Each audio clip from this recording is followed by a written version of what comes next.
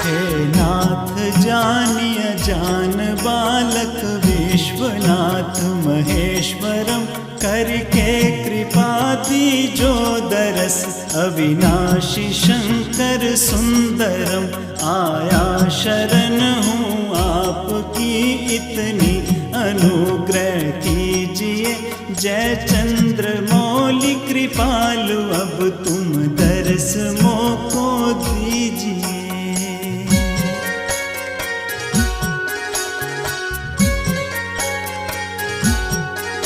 ले राम नाम निशंक कीनो है करल, आहार तुम भव सिंधु से नैया मेरी, कर देना भोला पार तुम। मन सा वाचा कर मनो से पाप अति हमने